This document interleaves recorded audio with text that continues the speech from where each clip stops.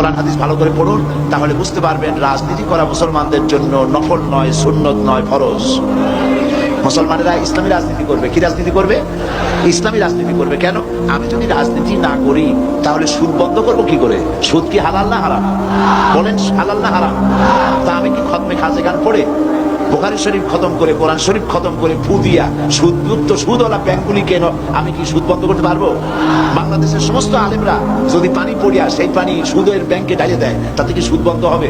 তাবলীগী জামাতের লোকেরা টঙ্গী বসে লক্ষ লক্ষ মানুষ সুদের বিরুদ্ধে কাঁদতে কাঁদতে সব যদি বেহুশ হয়ে যায়, তাতে কি সুদ বন্ধ হবে? সুদ বন্ধ হবে কিসে? পার্লামেন্টে আইন পাস করতে হবে। পার্লামেন্টে কি করতে হবে? সুদ বিরোধী আইন পাস করতে হবে সুদ বন্ধ করার জন্য। আর পার্লামেন্টে আপনি চাইতে পারবেন না কিয়ামত পর্যন্ত পীর মুরিদি করিয়া। পার্লামেন্টে যাইতে পারবেন কখন? রাজনীতি করে। কি করে যেতে পারবেন? তাহলে রাজনীতি না করলে আপনি সুদ বন্ধ করবেন কি করে? এদেশে তো হাজার হাজার বছর ধরে ওয়াজ হচ্ছে, শত শত বছর ওয়াজ হইতেছে, পীর মুরিদি হইতেছে। বলেন কথা ঠিক কিনা? তো এত ওয়াজ, এত পীর মুরিদি, এত তাবলীগ, এত জিকির, এত কিছু, সুদ বন্ধ হয়েছে? জেনা বন্ধ হয়েছে? চুরি বন্ধ হয়েছে? যেগুলি আপনি বন্ধ কি দিয়ে করবেন? বন্ধ করবেন সেইভাবে রসুল করেছেন, যেভাবে রাসূলুল্লাহ মদিনায় গিয়েছেন, রাষ্ট্র প্রতিষ্ঠা করেছেন, কোরআনের আইন চালু করেছেন, রাজনৈতিক বিধান চালু করেছেন, সমাজনীতি দিয়েছেন, অর্থনীতি দিয়েছেন। ইসলাম পূর্ণাঙ্গ রূপে প্রতিষ্ঠিত হয়েছে। চুরি ডাকাতি, জেনা ব্যভিচার অটোমেটিক্যালি সব বন্ধ হয়ে গেছে। ইসলামে রাজনীতি নাই বলে ওয়াজে বাধা দিছে, তারপরে হুজুর কি সুন্দরভাবে বুঝিয়ে দিল। দেখুন, রাজনীতি আছে নাই সেটা পরের হিসাব, না আছে না এটা পরের হিসাব। আমি আপনার একটা সুন্দর একটা প্রশ্ন সহজ, আপনি যে যুক্তিতে ধরবেন। বঙ্গবন্ধু শেখ মুজিবুর রহমান সাহেব তিনি একজন রাজনীতিবিদ ছিলেন, এটা আপনি স্বীকার করেন কিনা? রাজনীতিবিদ ছিলেন না? জিয়াউর রহমান সাহেব রাজনীতিবিদ ছিলেন, এটা আপনি স্বীকার করেন কিনা?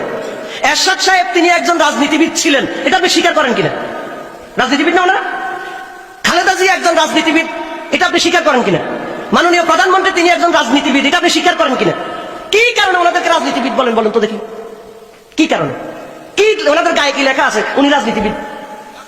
রাষ্ট্র চালায় তো। শেখ মুজিবুর রহমান সাহেব রাজনীতিবিদ, রাষ্ট্র চালিয়েছে। জিয়াউর রহমান সাহেব রাজনীতিবিদ, রাষ্ট্র চালিয়েছে। খালেদা জিয়া রাষ্ট্র চালাইছে, রাজনীতিবিদ। এরশাদ সাহেব রাষ্ট্র চালিয়েছে, রাজনীতিবিদ। প্রধানমন্ত্রী শেখ হাসিনা রাষ্ট্র চালা, রাজনীতিবিদ। রাসূল সাল্লাল্লাহু আলাইহি ওয়াসাল্লাম রাষ্ট্র চালাইছে, উনি রাজনীতিবিদ না?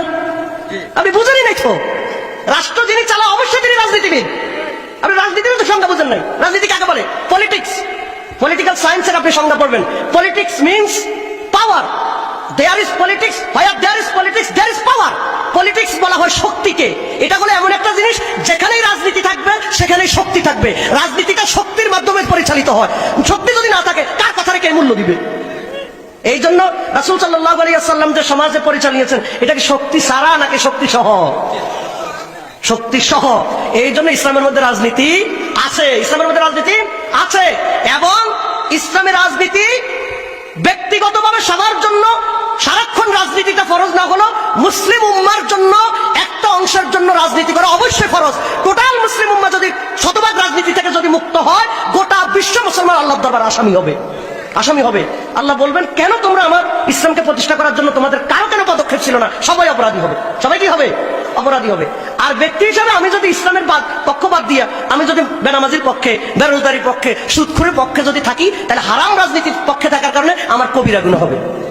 আমি আপনাদেরকে সাজেস্ট দিচ্ছি, সাজেশন করছি, আপনারা সহিহ বুখারীর কিতাবুল জিহাদ, কিতাবুল আহকাম, কিতাবুল মাগাজি, উলামায়ে কেরাম আছে, সব মিলে কম করে হলো 2000 হাদিস হবে। কিতাবুল জিহাদ, কিতাবুল মাগাজি, কিতাবুল আহকাম 2000 হাদিস হবে। বুখারীতে হাদিস আছে 7000-এর মতো। আপনি যদি ইসলামী রাজনীতি অস্বীকার করেন, আপনি 2000 হাদিসকে অস্বীকার করতে হবে। 2000 হাদিসকে অস্বীকার করতে হবে। আপনি যদি ইসলামী রাজনীতিকে অস্বীকার করেন, কোরআনের শত শত আয়াত আপনার অস্বীকার করা লাগবে। কোরআনের আয়াত অস্বীকার করলে ঈমান থাকবে? ঈমান থাকবে? আমি ছোট্ট একটা উদাহরণ দিচ্ছি, বুঝে নেন, বুঝে নেন।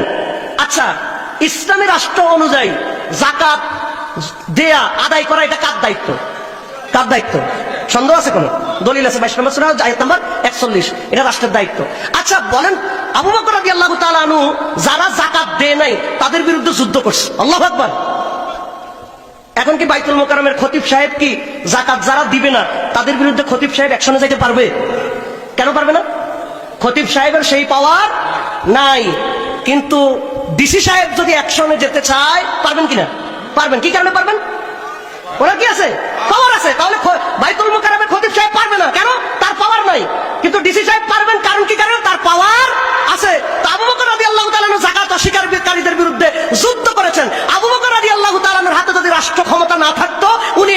না। সুতরাং রাজনীতি না করলে ইসলামের অনেক বিধান পালন করা যায় না, অনেক বিধান পালন করা যায় না, আরো বহু বিধান আছে, আর ব্যাখ্যা গেলাম না।